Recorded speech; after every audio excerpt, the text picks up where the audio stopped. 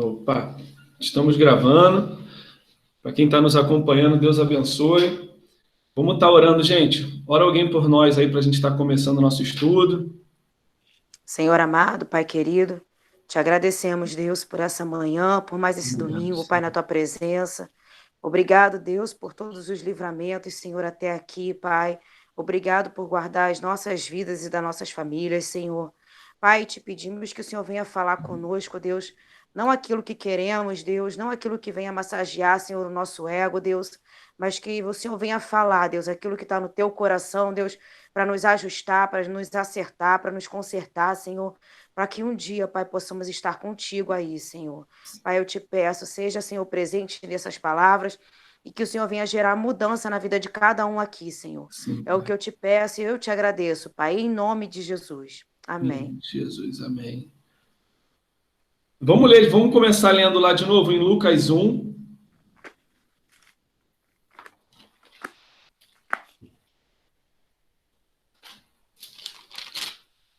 Tá com qual versão aí, Dê?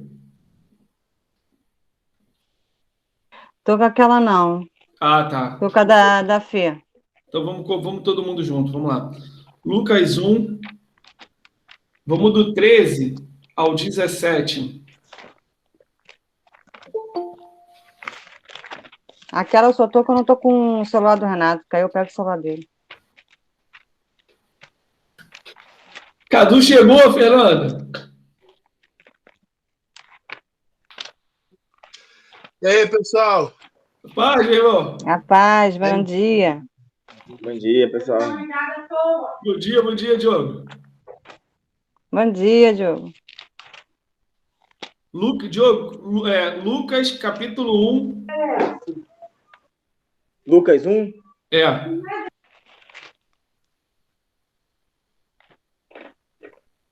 A gente está falando de João Batista. Né? O título da mensagem, gente, é Correspondendo à Expectativa de Deus, parte 3. Eu estou achando que a gente deve até uma parte 5, parte 6. Porque cada vez que a gente vai estudando, o negócio vai crescendo. Para a gente, o pessoal que está participando hoje, é uma pergunta que a gente sempre faz. Será que Deus tem uma expectativa sobre a tua vida? Será que Deus te colocou nessa terra e falou assim, ó, vou botar a Bárbara e o Cadu na terra e eles vivam a vida dele da forma que eles querem, do jeito que eles querem? Ou Deus falou assim, olha, eu naquele tempo, eu sei um problema que vai existir, porque Deus é dono do tempo, da eternidade, e eu vou colocar o Cadu e a Bárbara lá para que eles resolvam isso para mim. Então, Deus tem uma expectativa sobre cada um de nós, né? E aí a pergunta que a gente faz é, será que eu correspondo à expectativa que Deus tem sobre mim? Será que esses personagens da Bíblia, será que eles corresponderam à expectativa de Deus? E aí, primeiro, a gente vai ver a expectativa hoje da vida de João Batista, a expectativa dele, e depois a gente vai ver se ele correspondeu à expectativa ou não. Né?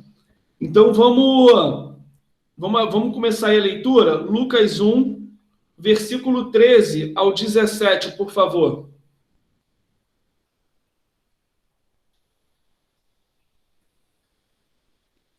Mas o anjo lhe disse, Zacarias, não temas, porque a tua oração foi ouvida.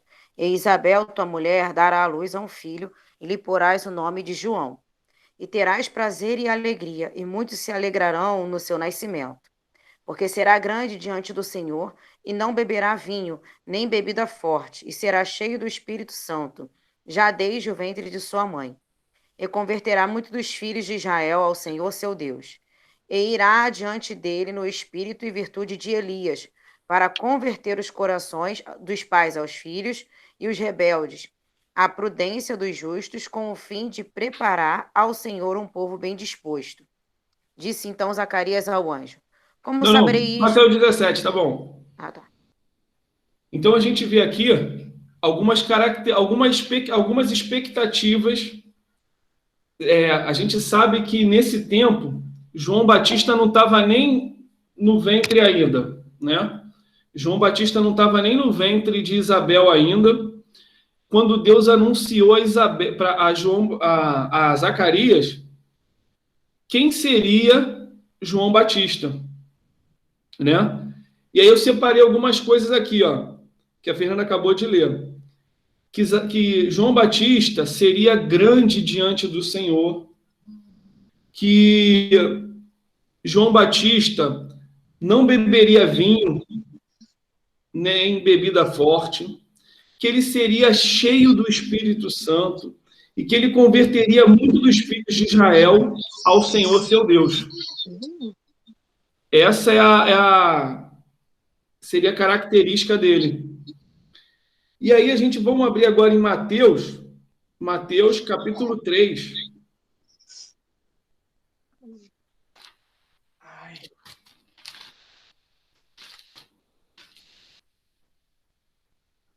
E a gente vai ver se a expectativa, se a vida de João Batista correspondeu a essas expectativas aqui, dele ser cheio do Espírito Santo, dele não beber vinho, dele converter muitos filhos que estavam afastados do Senhor para o Senhor de novo.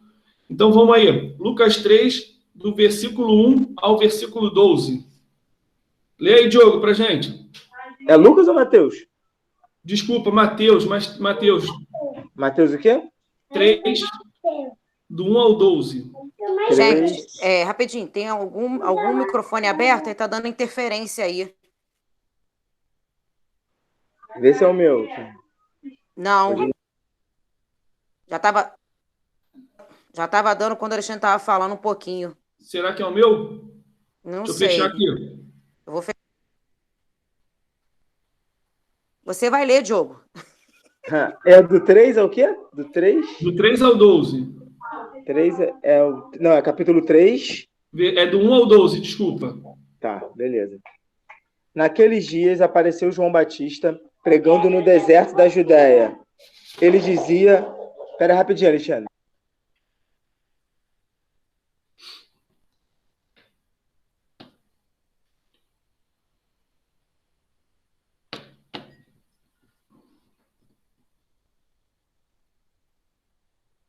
Tá, vou ler. Naqueles dias apareceu João Batista pregando no deserto da Judéia. Ele dizia, arrependam-se, porque está próximo o reino dos céus. Pois é a João que se refere o que foi dito por meio do profeta Isaías. Voz do que clama no deserto. Preparem o caminho do Senhor, endireitem as suas veredas. João usava uma roupa feita de pelo de camelo e um cinto de couro. O seu alimento era gafanhotos e mel silvestre. Então os moradores de Jerusalém, de toda a Judéia e de toda a região em volta do Jordão, iam até onde ele estava. E confessando seus pecados, eram batizados por ele no Rio Jordão.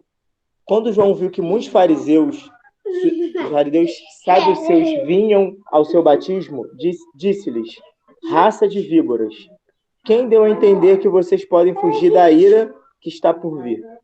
Produzam fruto digno de arrependimento.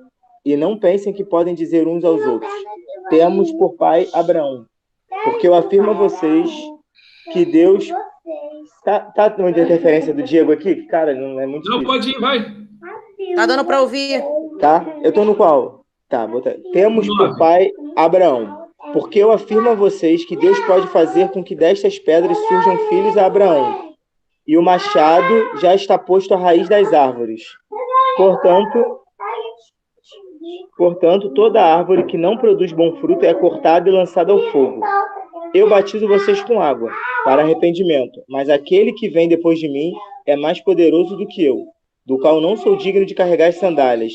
Ele os batizará com o Espírito Santo e com fogo. Ele tem a pá em suas mãos, limpará a sua eira e recolherá o seu trigo no celeiro. Porém, queimará a palha no fogo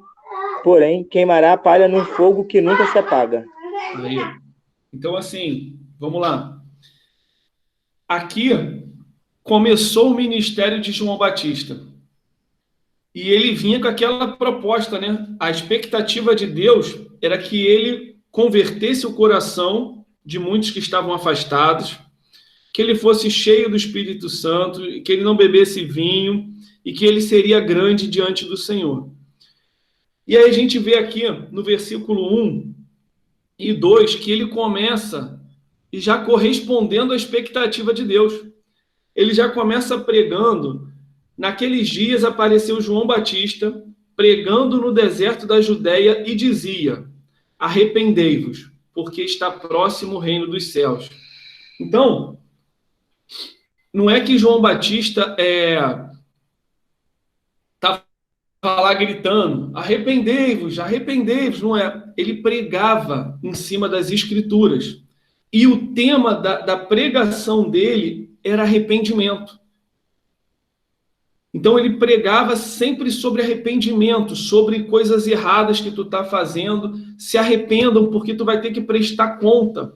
Se arrependam porque é chegado o dia da ira vindoura. A gente vai ter que prestar uma conta. Existe uma justiça que vai acontecer para cada um de nós. Então se arrependam. E aí ele se declara na identidade dele quando ele diz: porque este é o referido por intermédio do profeta Isaías, voz do que clama no deserto, preparai o caminho do Senhor, endireitai as suas veredas. Quer dizer, João, existia uma promessa no livro de Isaías que dizia que viria um antes de Jesus, antes do Messias, e que viria preparar o caminho, gerando conversão a essas pessoas. E aí a gente precisa entender primeiro o que é conversão. O que é uma conversão? Será que conversão é uma mudança de religião? Será que, eu era de uma tal religião, eu me converti e eu fui para uma outra religião? Conversão, ela não começa no campo, as pessoas acham que é no campo espiritual que ela começa. Vamos dar um exemplo de uma forma natural aqui. Tu tá entrando, tu tá com o teu Waze ligado e o Waze te manda cortar um caminho. Quando tu entra na rua que tu não conhece, tu tá ali sendo guiado pelo Waze, tu entra na rua, tem uma barricada cheio de pneu e aqueles postes de ferro no meio da rua. O que isso diz para você? Favela. Perigo. Não entrar. Área de risco. Limite. Limite, não entrar, vai dar ruim. Mas isso acontece de uma forma espiritual? No campo espiritual, não. No campo racional. E aí, mas o Waze está te mandando para lá. Tu vai cortar caminho. E aí, o que tu faz? Eu sigo porque o Waze está me mandando, ou eu volto porque eu vi que isso aqui vai dar ruim. O que tu faz aí? Eu volto.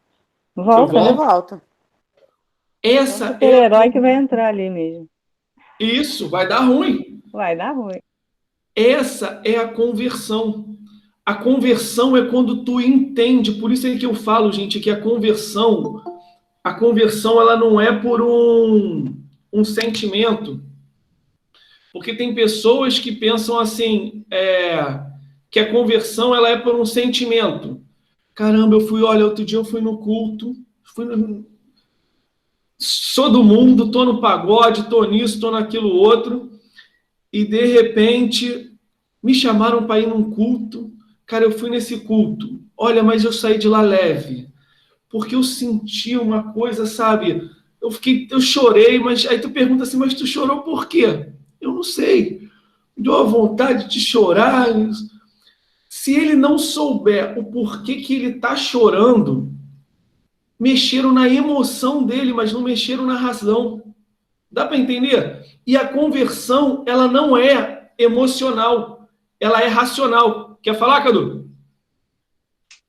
Pastor, e também acontece de muitas das vezes muita gente vê essa barricada, achar que conhece o local, conhece o caminho e entra de tão confiante, de saber, agora vou voltar para a palavra, de saber da palavra, se estrepa.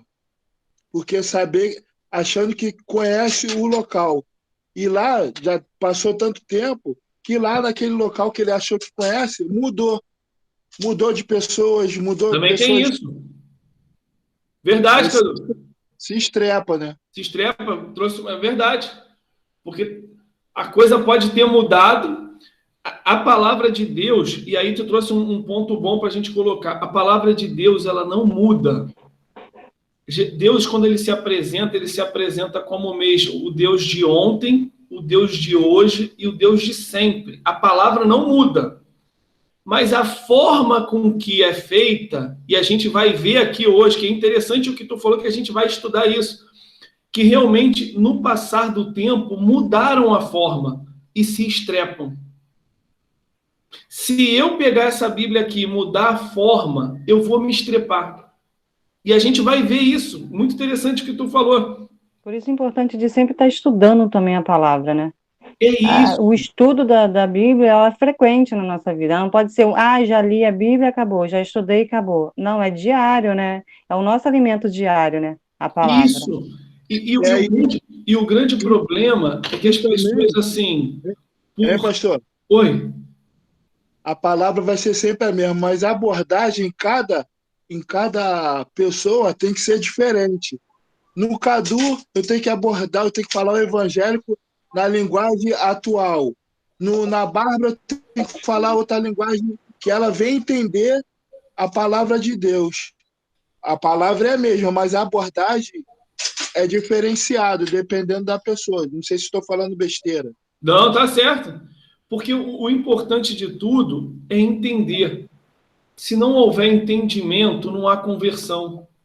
E a gente está falando aqui de conversão. Então, conversão ela começa no campo da racionalidade.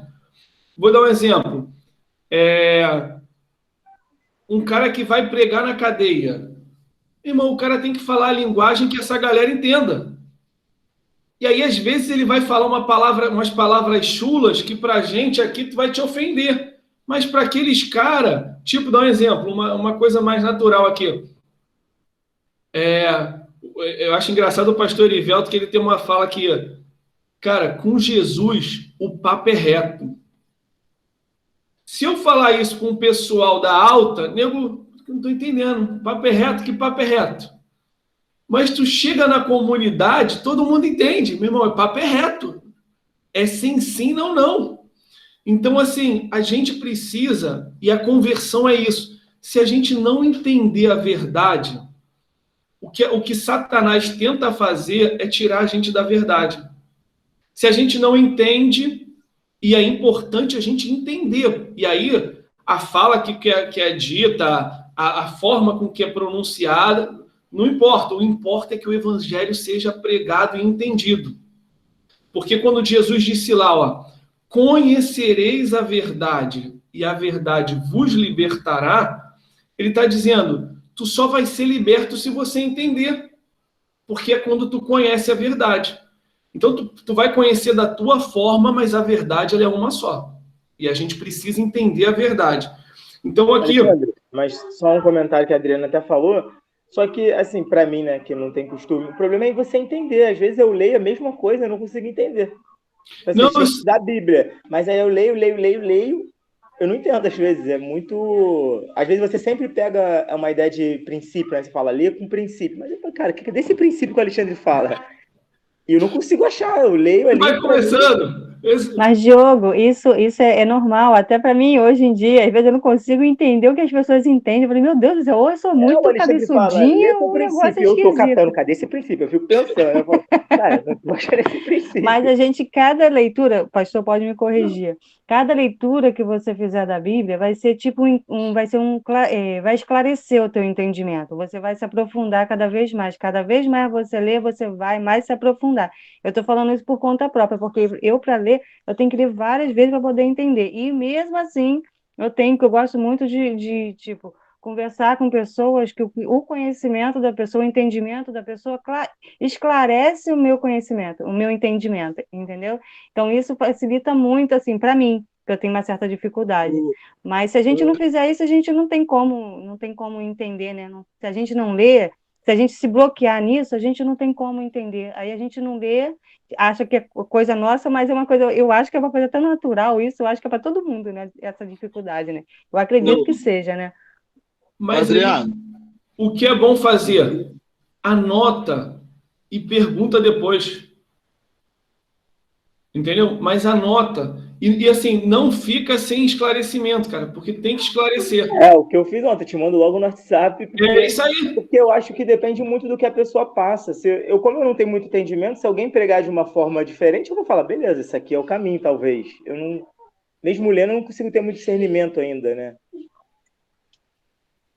mas se tu ficar lendo, quando alguém for pregar para você, você vai ter o entendimento do que você leu, da forma. Porque você vai lendo, que nem muitas das vezes, eu também não sou muito de ler, mas muitas das vezes, quando eu fui para a igreja, o pastor pregou, eu lembrava daqui.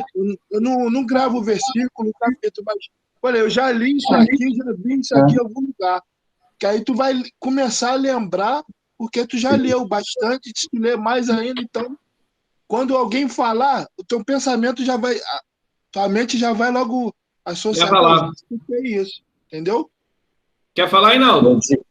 Bom dia a todos. Bom dia. Faltou desde o início, só que eu tive uma dificuldade aqui, me machuquei, inclusive, estou com o dedo com gelo aqui. Logo no comecinho, rapaz, eu tive que levantar. Uma dor terrível, mas eu estou vendo aqui o irmão falando, a questão de entender... Olha para essa câmera de baixo, Naldo, que tu botou, deve ter botado aqui, né? Porque eu estou com um notebook. Eu também tenho essa dificuldade, todos nós temos. E às vezes a gente acaba caindo no mesmo erro. O que o pastor falou, a gente precisa anotar e a gente precisa se orientar com as pessoas que têm um pouco mais de experiência que a gente e nunca achar que a gente sabe tudo, né? A questão é... E a outra coisa, o primordial, antes de mais nada, antes da gente começar a ler a palavra, é bom que nós oramos antes.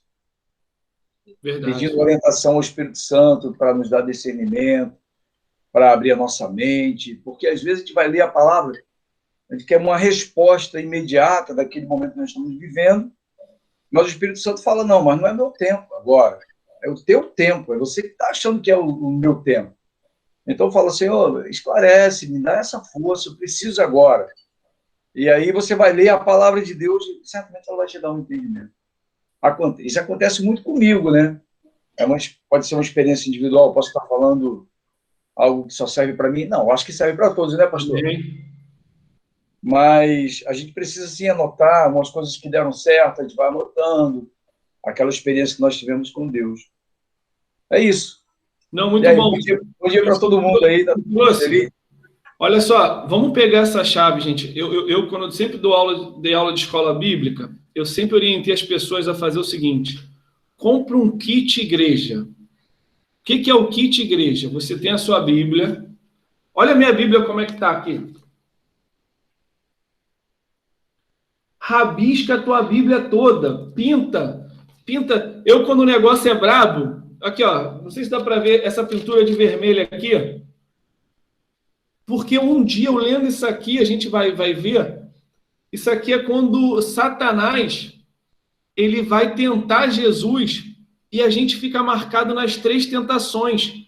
Mas nesse dia o Senhor falou assim, a primeira tentação de Jesus foi uma tentação que está oculta. E aí eu fiquei pensando nisso, e é exatamente isso. Olha a primeira tentação qual foi. Se és filho de Deus, ele ocultamente ele jogou uma parábola no coração de Jesus, te falando assim, eu acredito que tu não é. Mas se tu és, tu faz isso. E ele, se Jesus tivesse aceitado a proposta dele para provar para ele que ele era, ele tinha saído do propósito. Então, assim, a gente precisa anotar. E outra coisa, tem a sua Bíblia, compra uma caixinha de lápis de cor, de 12 cores, pinta e anota do lado o que te chamou a atenção. E outra coisa, um caderno, anota tudo. Isso aqui é caderno de pregação. Eu tenho pregação aqui, ó. Tudo anotado.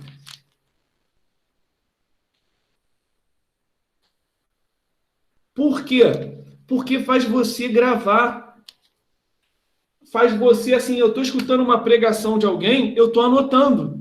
Porque, assim, tu estuda 2 vezes, aquilo te marca tanto que tu... E aquilo que tu joga para o papel também te marca. Então, assim, essa dica que o Naldo deu é super importante. Então, ó, Bíblia, lápis de cor, caderno, caneta vermelha e azul. E aí tu faz as tuas marcações, porque assim vocês vão ver, gente, como vocês vão crescer na Bíblia. É detalhezinho, mas que faz maior diferença. Então, assim, vamos voltar aqui. Então, ele pregava, João Batista começou já o ministério dele cumprindo, correspondendo à expectativa de Deus, que era pregando arrependimento. E as pessoas se arrependiam na conversão, na pregação dele. E aí, outra coisa que diz aqui, no versículo 4, é que João usava vestes de pelo de camelo e cinto de couro. Quer dizer, era um cara super simples.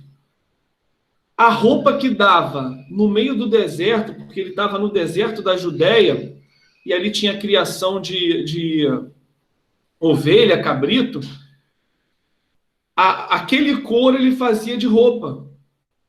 E outra coisa, sua alimentação era gafanhotos e mel silvestre. E aí a gente falando sobre essa coisa do estudo aqui, do entender, eu sempre achei lendo isso, que gafanhoto era o gafanhoto que a gente tem no mato, que ele se alimentava. Só que no meio do deserto não tinha nada, como é que ia ter gafanhoto, gente? Da onde surgia esse gafanhoto? Já pensaram nisso? Eu estava achando que era animal, gafanhoto. Eu também, sempre achei.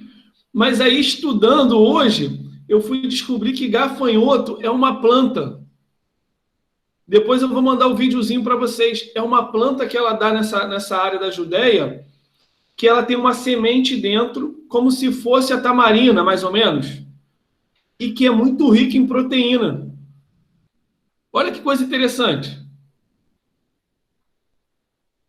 Abre aí, Naldo. Eu dei vontade de rir, cara, agora. Muito bom. Eu não sabia também, não. Ele já era vegano, já. A curiosidade, né? Os costumes da época.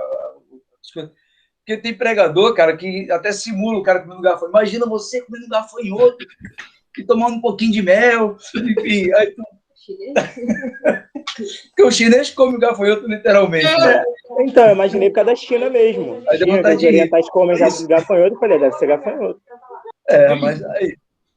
Eu também pensei. Eu também pensava. Então, a gente vai... Aí, devagar, a gente vai aprendendo. Agora eu vou pesquisar. Agora eu vou pesquisar, porque você dá pregação, né? Dá uma pregação. Eu vou mandar para vocês o videozinho depois. Valeu. E aí, né, ele se alimentava de gafanhotos e mel. E aí, a pregação dele começou a se espalhar. E as pessoas vinham das cidades em volta da Judéia, que era... cadê? Jerusalém. Saíam a ter com ele Jerusalém, toda a Judéia e toda a circunvizinhança do Jordão. Quer dizer, aquela área ali começou a ouvir a pregação de arrependimento desse cara. E aí, esse cara, ele pregava só ali naquele deserto.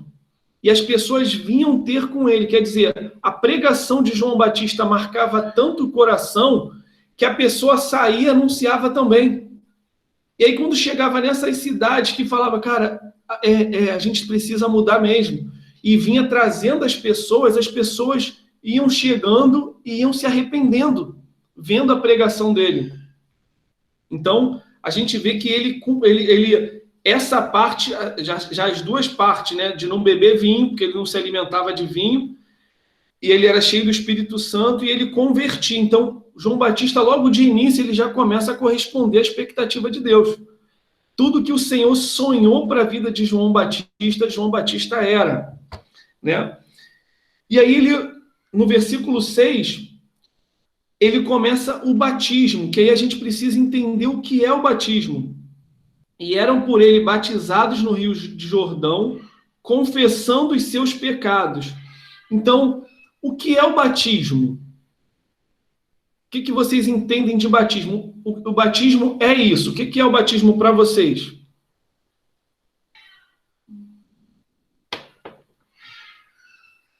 Acho que é a remissão dos pecados.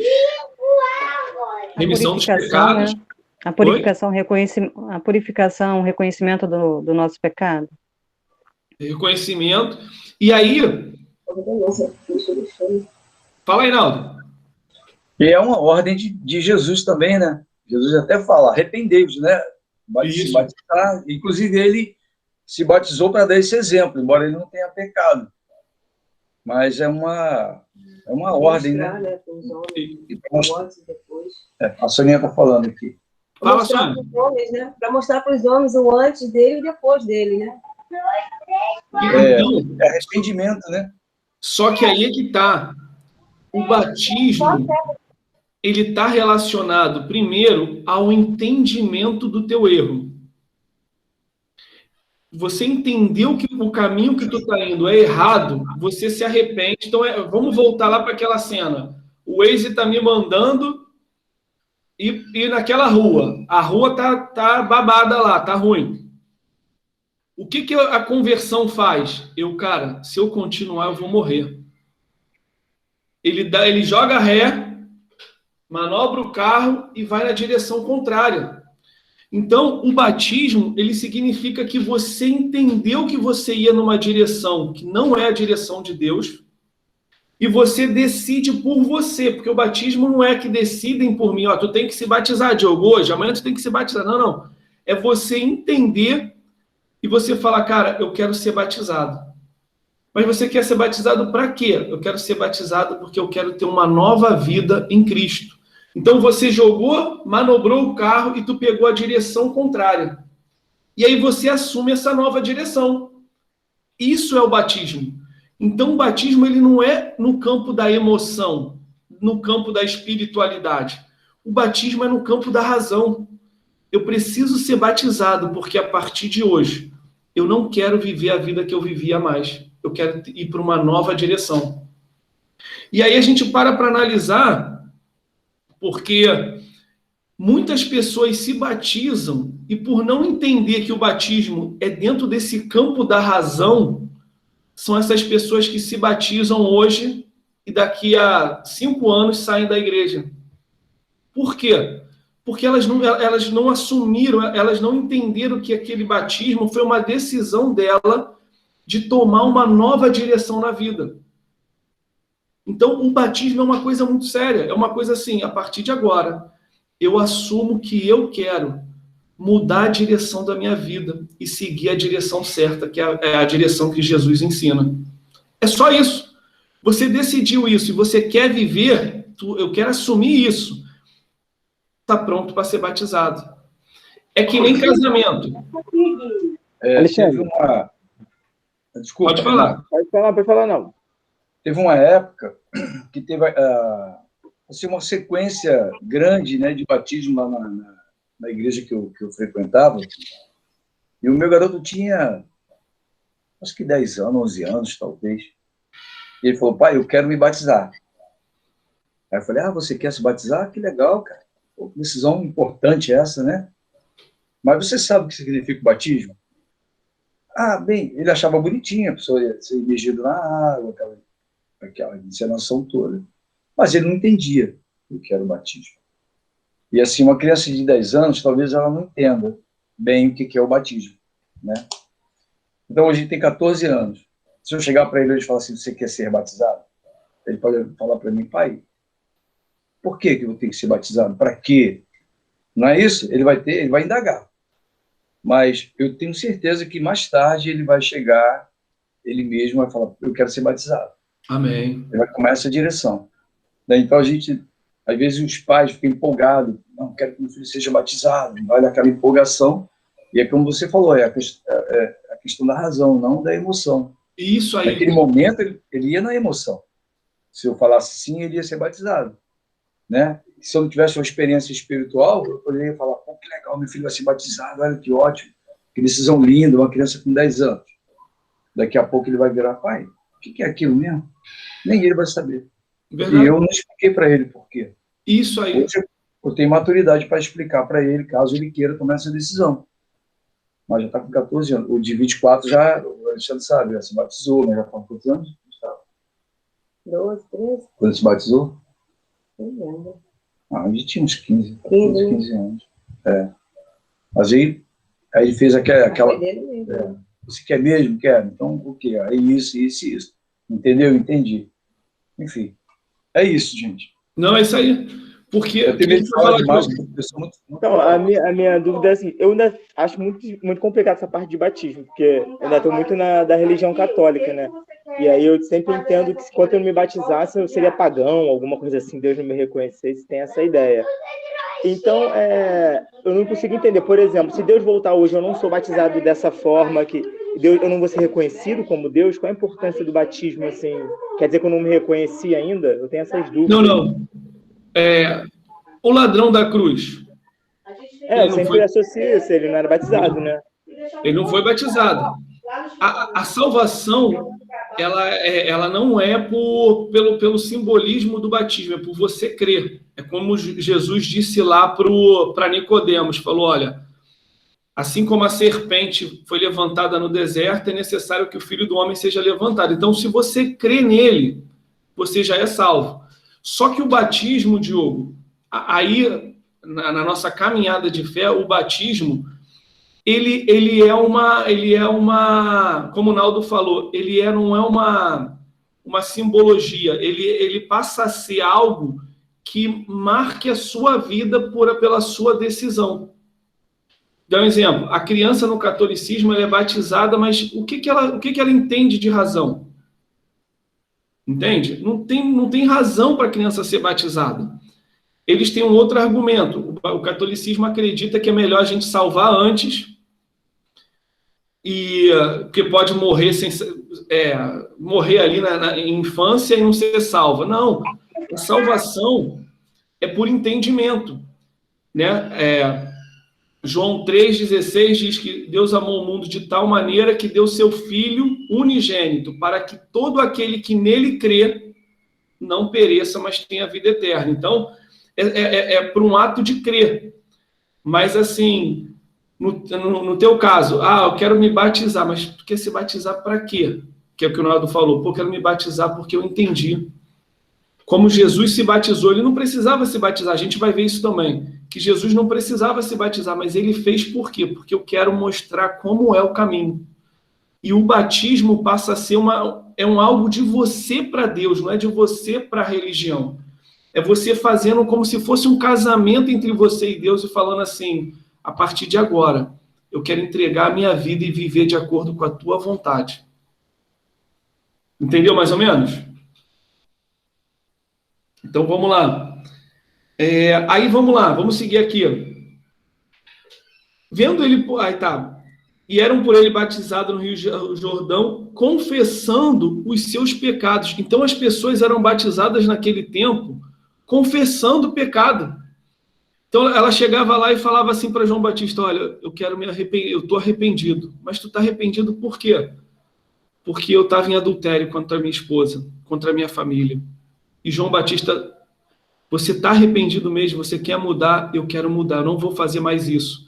Então, esse batismo simbolizava uma nova direção, uma nova vida. E ele ia lá e batizava ele, e quando tu saía, é como se tu tivesse aquela vida, aquele pecado, aquela atitude tua foi morta ali, Deus não sabe mais, não vê mais o teu pecado que tu passou, e ele te dá uma nova vida. Olha, o livro, as folhas agora do teu livro estão em branca. Escreve da forma certa. Então, o batismo é isso. Né? Então, ele confessava...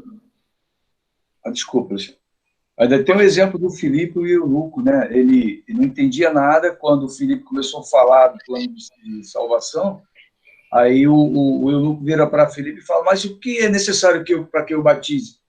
Ele falou, não, você só vai ser imergido nas águas, e o arrependimento, e explicou para ele, num curto período de tempo, ele falou, mas, então, o que falta? Ali tem água. Então vamos ser batizados. E Felipe foi batizado, foi batizado naquele momento. Então, assim, ele entendeu o plano, ele entendeu que se ele fosse batizado, ele estava seguindo uma outra direção, né? Ele não estava seguindo o Waze aí, quando ele mandou ele, não, tem perigo, vou voltar, é esse caminho que eu quero ir no outro caminho. E ele entendeu isso, e naquele momento ele foi batizado, né? E aí não é questão da religião, é uma particularidade tua com Deus. Isso.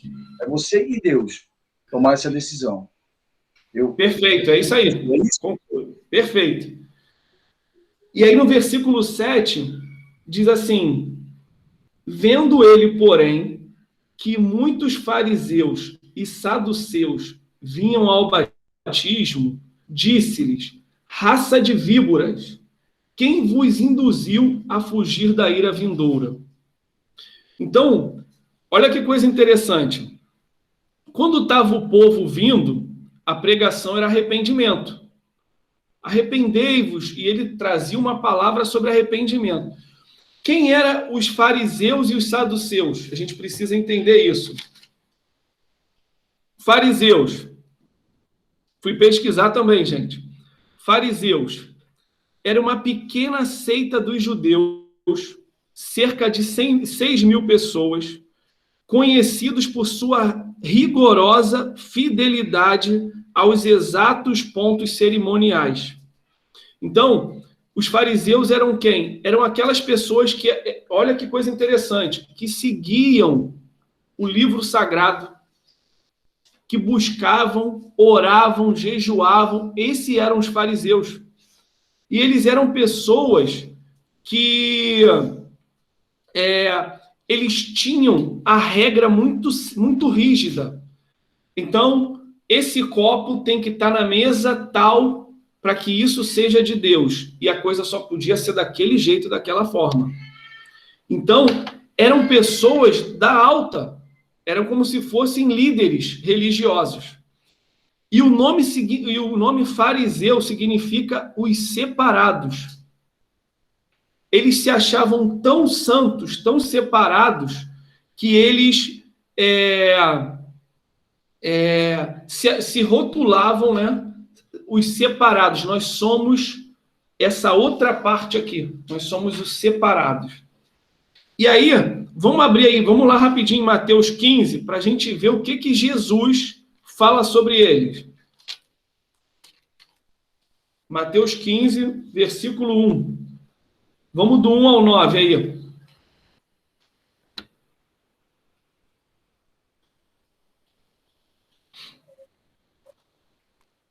Achou aí? Pode ler alguém, João, Mateus 15, do 1 ao 9. Então chegaram ao pé de Jesus uns escribas e fariseus de Jerusalém, dizendo: por que transgridem os teus discípulos a tradição dos anciãos? Segura aí rapidinho. Boa, segura aí. Então, o que eles faziam?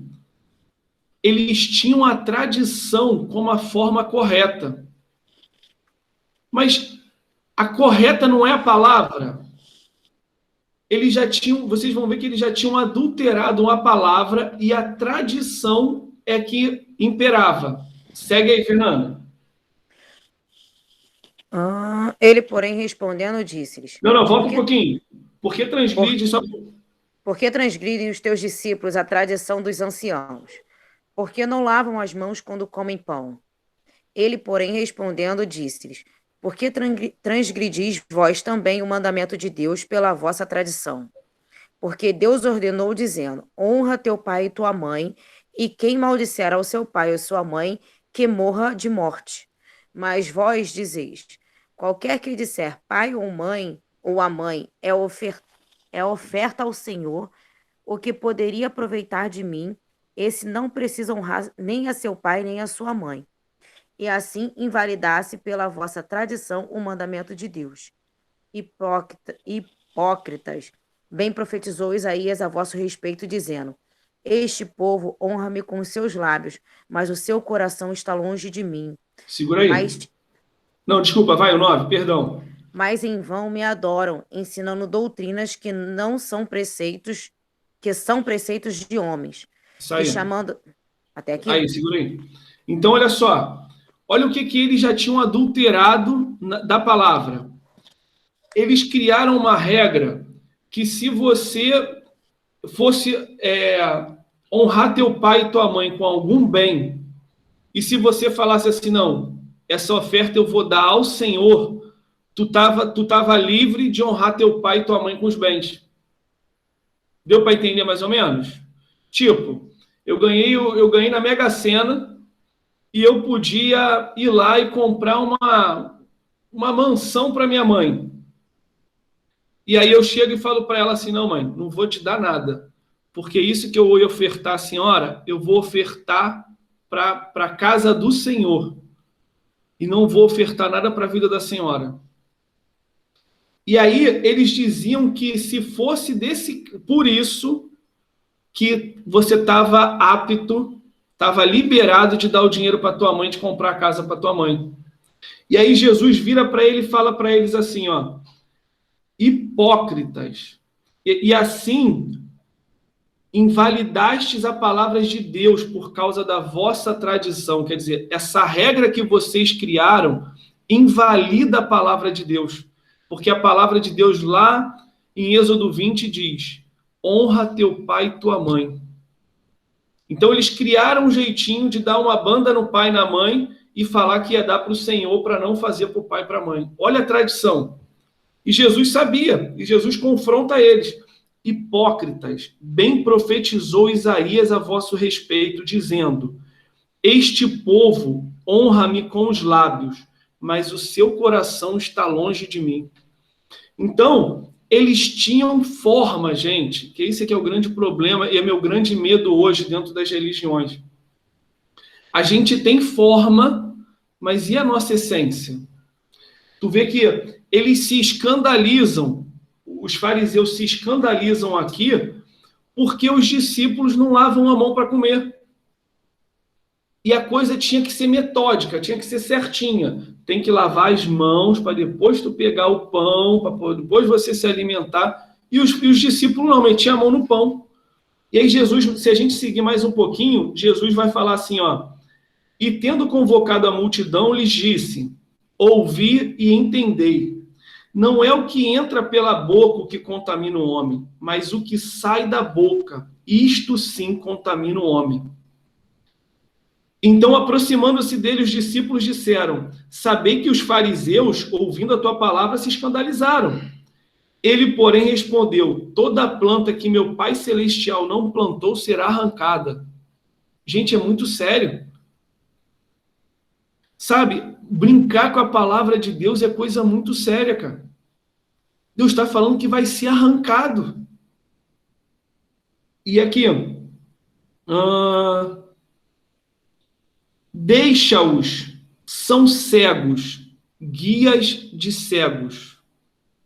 E hoje, gente, com todo respeito, cara, a gente, é o que vocês, desde o início, a gente tem chegado a essa conclusão, Adriano, todo mundo já comentou aqui, a gente precisa estudar a palavra, conhecer a palavra.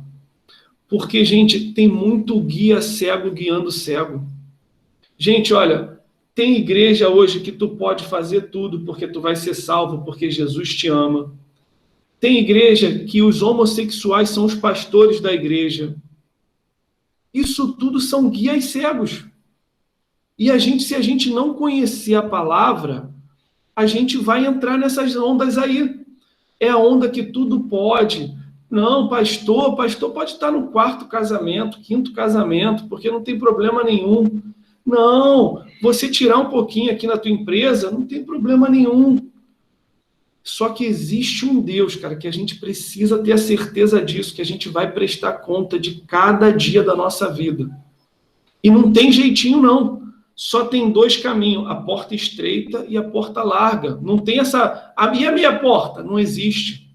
Ou tu vai entrar para o estreito, ou tu vai continuar na larga, ou na média, ou na quinta, só que não vai para o céu. Essa é a Bíblia. Então, assim, Jesus vem confrontando eles, né? Esse povo que se dizia de Deus. E quem eram os saduceus? Os saduceus eram aquelas pessoas extremamente racionais. Eles não acreditavam na ressurreição dos mortos, não acreditavam na existência dos anjos, aceitavam somente o Pentateuco como a verdade, quer dizer, eles se baseavam de Gênesis a Deuteronômio e ficavam ali. O restante eles não acreditavam. Eram, na grande maioria, ricos e aristocratas da tribo sacerdotal e, nos dias de Herodes, controlavam o templo. O templo era como se fosse os pastores hoje, os líderes hoje, eram eles que controlavam. E a gente vê que Jesus, ele vai lá na religião, né? E aqui tem uma diferença entre eles. Os fariseus eram muito espiritualistas, legalistas e separatistas. Eles eram os xiitas. Os saduceus eram racionais, liberalistas e eram um oportunista político. Deu uma brechinha na política, eles estavam assumindo. Então, esses dois partidos, que eram um contra o outro, de repente eles se juntam e vão simplesmente contra Jesus. Voltando lá para o nosso Mateus, agora, Mateus 3, João Batista também, no versículo 8, ele diz assim, produzir, né, no presente, produze, pois frutos dignos de arrependimento.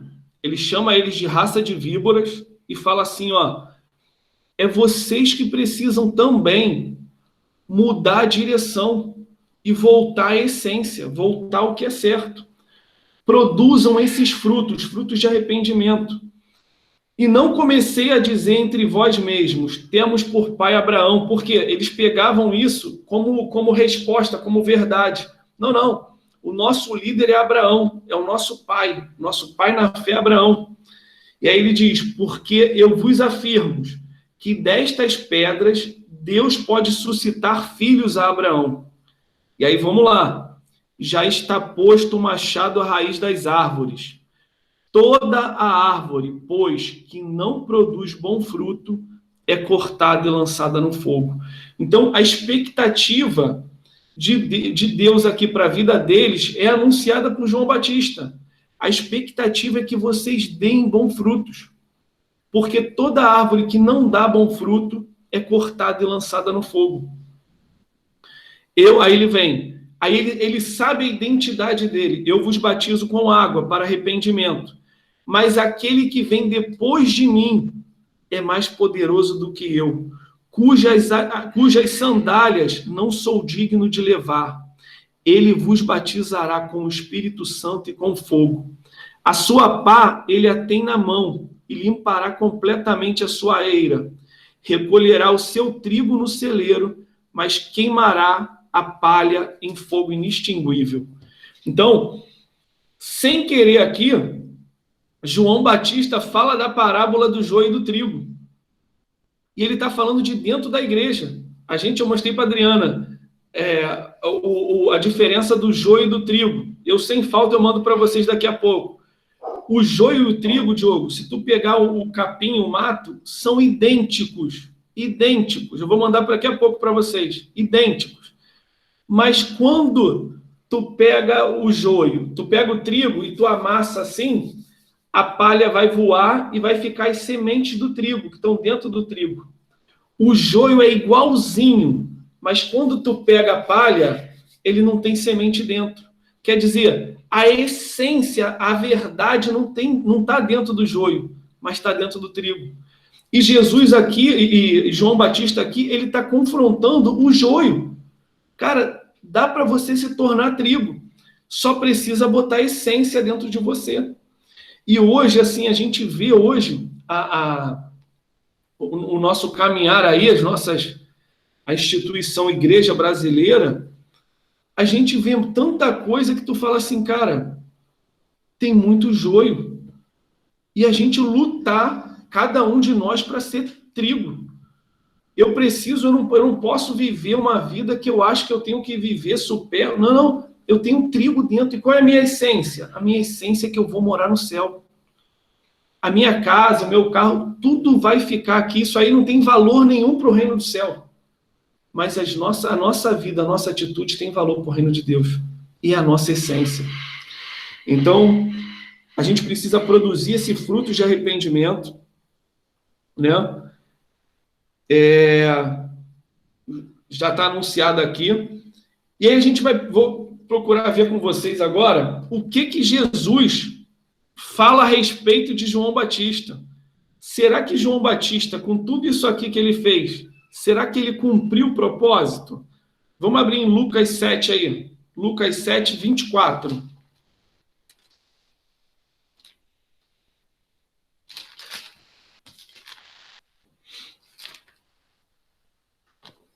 Olha o que o próprio Jesus fala sobre ele.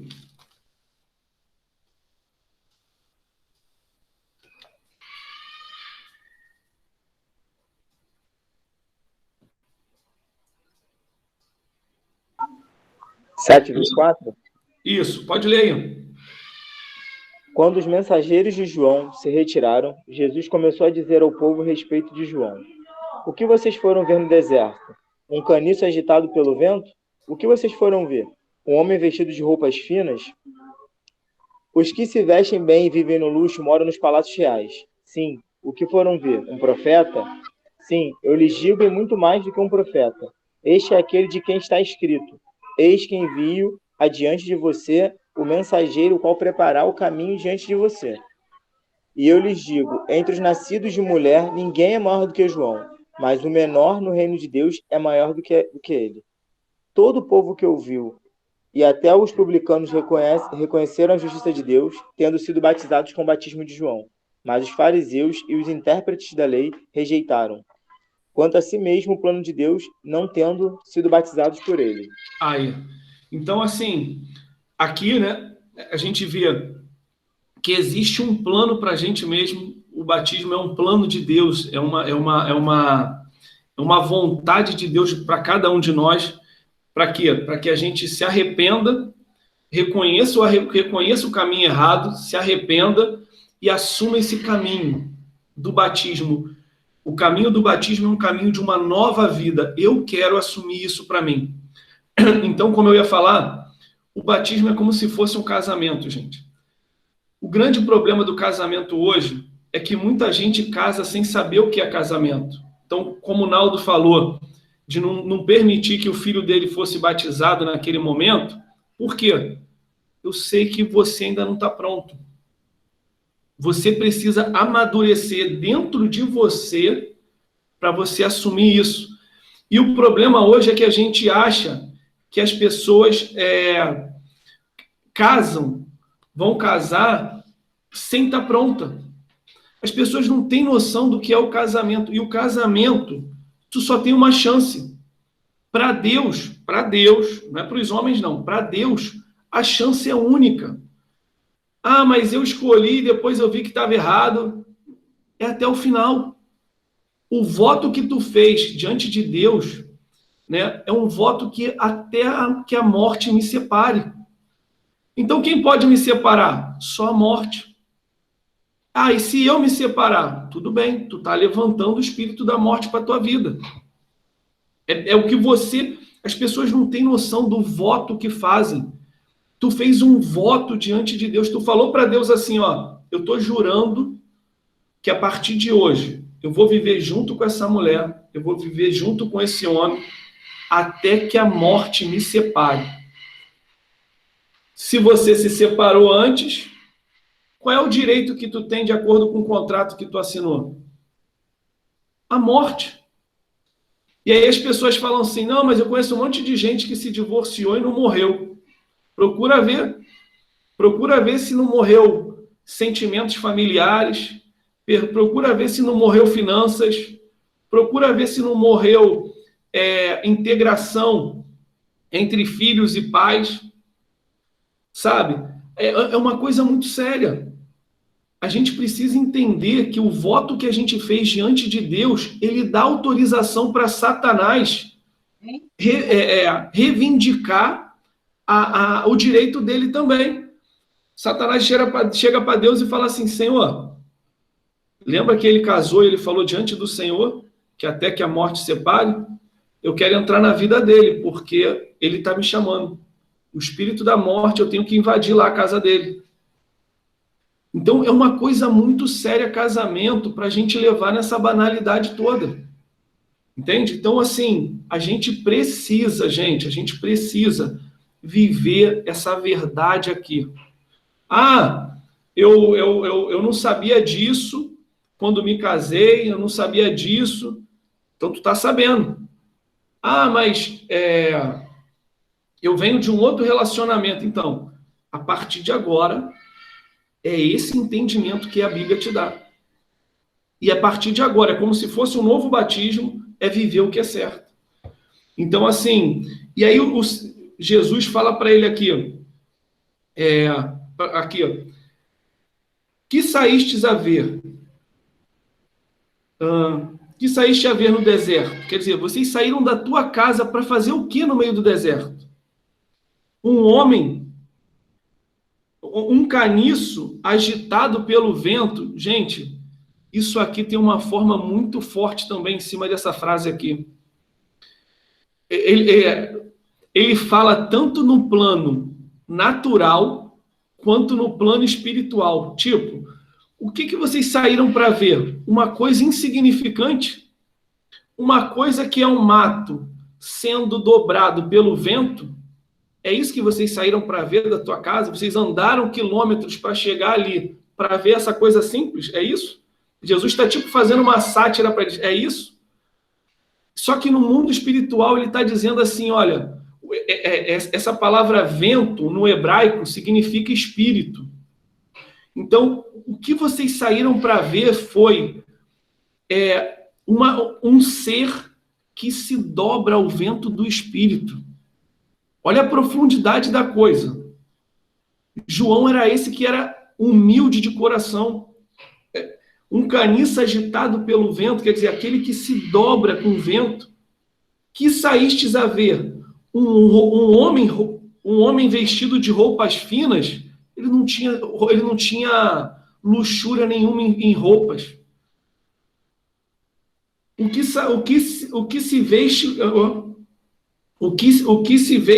se veste bem e vivem no luxo, assistem nos palácios dos reis. Quer dizer, não é esse que vocês saíram a ver. Sim, que saístes a ver um profeta, aí Jesus fala, sim, eu vos digo, e muito mais que profeta. Quer dizer, ele não era qualquer pessoa. João Batista era alguém que estava ligado ao coração do Pai. Era alguém que andava junto com o Pai. Ele não estava vivendo essa terra aqui para as coisas dele. João Batista vivia essa terra aqui para as coisas de Deus. Jesus sabia essa integridade de João Batista. Este é aquele de quem está escrito, eis aí, envio diante da tua face o meu mensageiro, o qual preparará o teu caminho diante de ti. E eu vos digo, entre os nascidos de mulher, ninguém é maior do que João, mas o menor no reino de Deus é maior do que ele. Então, assim, João Batista foi grande ao coração de Deus. O que vocês acham? Foi bastante. Sim. Muito grande.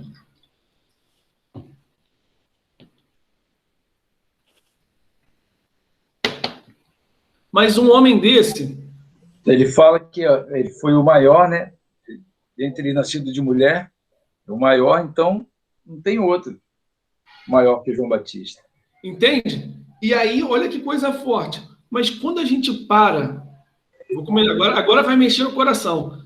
Quando a gente para pensar, um cara que cumpriu o propósito, intensidade, integridade, sabe, de uma forma total, correspondeu a todas as expectativas de Deus. Como é que tu imagina a morte desse homem?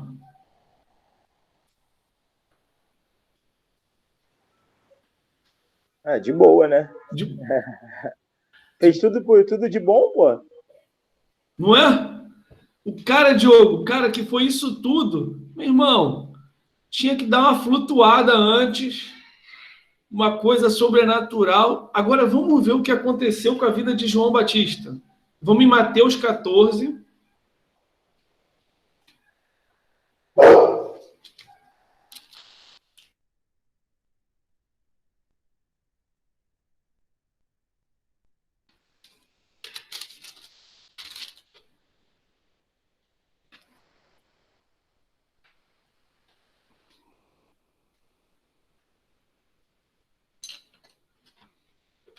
Pode ler aí alguém.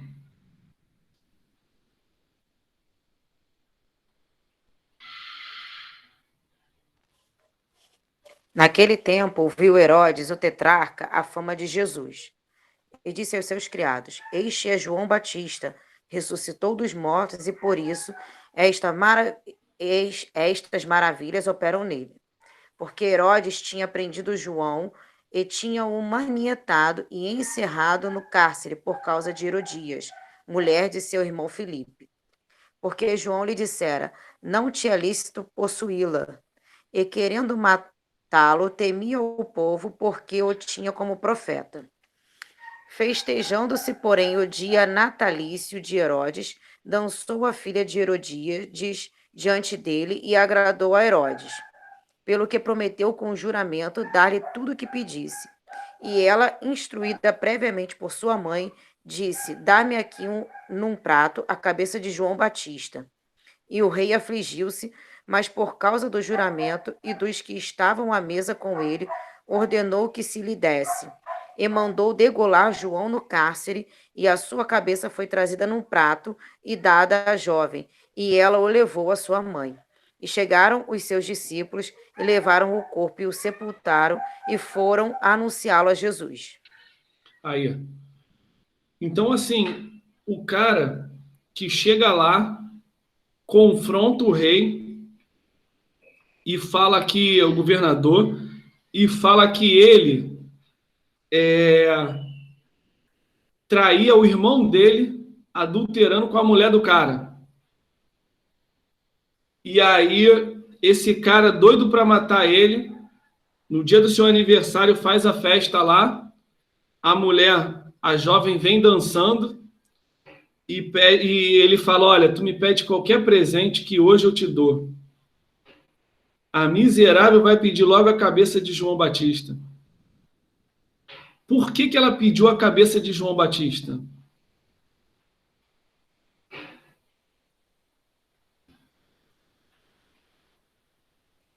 O que vocês acham?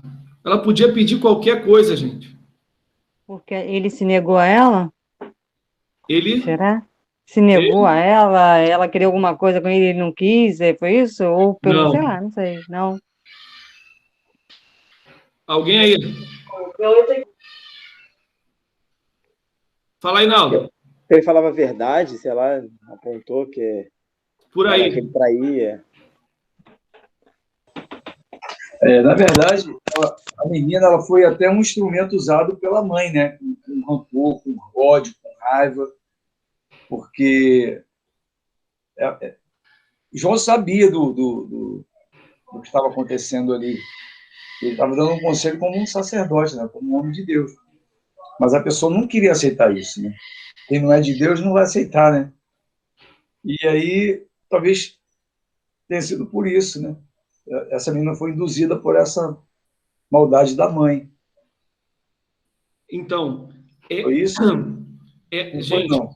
Depois vocês estudam a semelhança de Elias, que nós lemos, está lá em 1 Reis,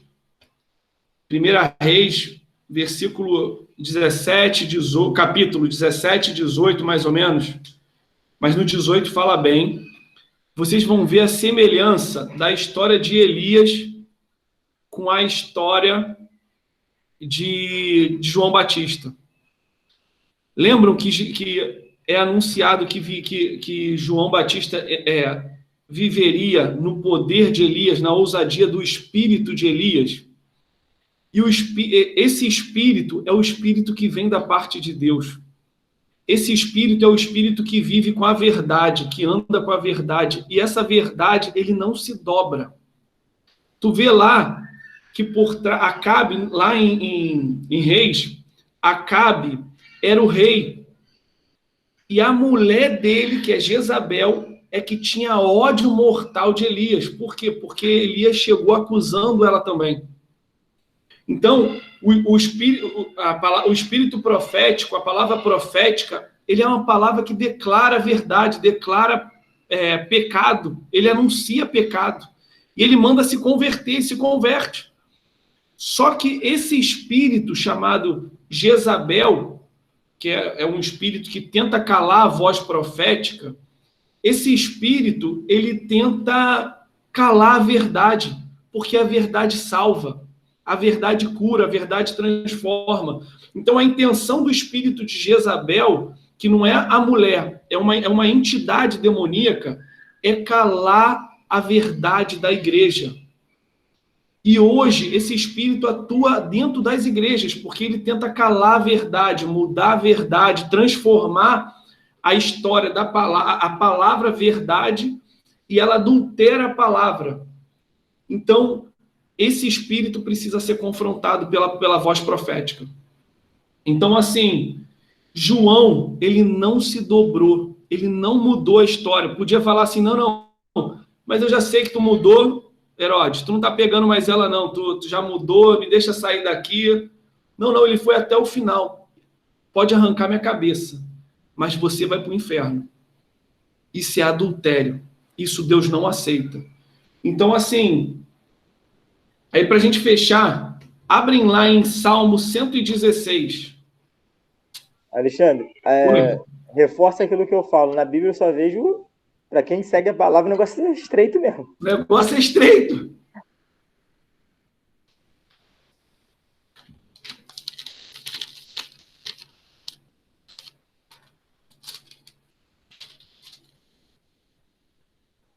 Abre aonde? É onde, Curu? Salmo 116. João Batista tinha esse versículo aqui enraizado no coração dele. Salmo 116, versículo 15. Meu Deus, estou até arrepiado aqui. Lê aí alguém para a gente.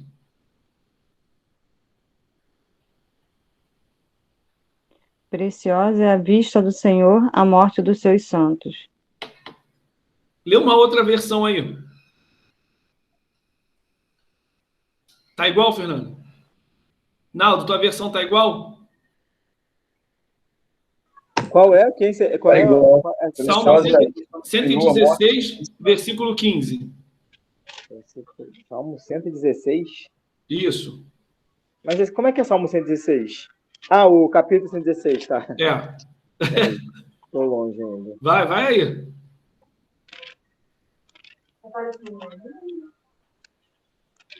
A tua versão tá como, Naldo? Lê aí. Tá igual. Preciosa é a vista do Senhor, a morte dos seus santos. O meu também. A tua, Diogo, também? Preciosa, eu vou ler a minha. Preciosa aos olhos do Senhor, a morte dos seus santos. Aos olhos? Aos olhos dos seus santos. Então, vamos ficar nessa aí. Preciosa é aos olhos do Senhor a morte dos seus santos. Aos olhos da terra, a morte de João Batista foi boa? Mas tu imagina no céu. Gente, tenta imaginar João Batista sem cabeça aqui na terra, mas a alma dele chegando no céu. Eu não sei como vocês imaginam não, cara, mas eu imagino assim, os anjos, filho, com aqueles foguetes explodindo tudo e falando, valeu a pena a tua vida. Tu entregou a tua vida pela verdade. Antes de viver qualquer coisa, tu viveu a verdade. Meu irmão, já viu quando o técnico ganha um campeonato que o nego pega o técnico e eu fico até arrepiado. Eu imagino João Batista chegando no céu dessa forma. A tua vida valeu a pena. Está registrado tudo o que você fez. porque nós vamos Deus vai te honrar pela vida que você quis levar. Então, isso me motiva e fala assim, será que a minha vida hoje corresponde à expectativa que Deus tem sobre mim? E a pergunta que eu faço para vocês de novo, a tua vida corresponde à expectativa que Deus tem para você? Vamos tá orando para a gente encerrar, gente. Que Deus abençoe a cada um de vocês, sabe? A gente viva essa palavra integralmente. Vamos estar orando. Pai, nós queremos te agradecer, Senhor, pela tua palavra, Senhor. Te agradecer, Senhor, pelo teu ensinamento, Pai, por tudo que o Senhor tem nos ensinado, Pai. Nós queremos ser, Pai, para essa geração, Pai, o João Batista, Pai, que vai anunciar, Pai, a tua salvação, Pai, que vai preparar o caminho da tua volta, Pai. Senhor, nós sabemos que tu está voltando, Pai, e que o Senhor, meu Pai, tem no teu coração, Pai, de ter um povo santo junto contigo, Pai. Nos ajuda, Pai, a sermos esses santos, Pai. Pai, que nossa morte, Pai, seja honrosa aos teus olhos, Pai. Que possamos morrer com honra para ti, não para os homens, Senhor. Que o teu coração, Pai, se encha de júbilo com a nossa morte, Pai. Porque, Deus, nós correspondemos à tua expectativa, Senhor. Nos ajuda, Pai, a sermos esses homens, Senhor, essas mulheres que vão fazer a diferença nessa terra, Pai. Perdoa, Senhor, nossos pecados, as nossas falhas, Pai. Nos ajuda, Pai, na nossa caminhada, Pai. Nos ajuda, Pai, no nosso dia mal, Senhor. Nos ajuda porque nós somos dependentes de Ti, Senhor. E nós temos prazer em Te agradar, Pai, em fazer a Tua vontade, Pai. Pai, em nome de Jesus, nós Te pedimos, Senhor, por essa semana que se inicia hoje, Pai. Te entregamos o controle, Pai, de cada segundo, Pai, de cada, Pai, centésimo da nossa vida, Pai, que tudo esteja debaixo da Tua direção, do Teu amor, da Tua graça, do Teu favor, Pai, da Tua justiça, Senhor. Pai, em nome de Jesus, que possamos dar frutos, Pai, nessa semana, Pai, que vidas venham ser alcançadas através de nós, Pai, que cada um de nós que somos a Tua igreja, Pai, possamos levar a Tua mensagem através das nossas vidas, Senhor, não com palavras, Senhor, Pai, que nós venhamos transformar, Pai, ser agente de transformação dessa geração, Pai. Nos ajuda, Pai, a sermos quem o Senhor quer que sejamos, Senhor. Essa é a nossa oração, Pai. Continua, Senhor, a nos guardar, Pai, guardar nossa casa, nossa família, Pai. Pai, toma o Brasil nas Tuas mãos, Pai. Toma a liderança, Pai. Toma Israel nas Tuas mãos, Senhor. Nós entendemos que tudo está debaixo do Teu governo, Pai. Pai, em nome de Jesus, Pai. Assuma, Pai. Toma todo o controle, Pai. Pai, e seja feita a Tua vontade, Pai. Seja feita a Tua vontade sobre as nossas vidas. Nós oramos e Te agradecemos por tudo, Senhor.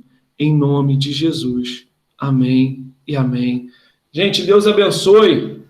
Amém. Tchau. Deus abençoe, Tchau, gente. tchau. Bom início de semana. A Paz paz. para todos. Beijo. Tchau. Tchau.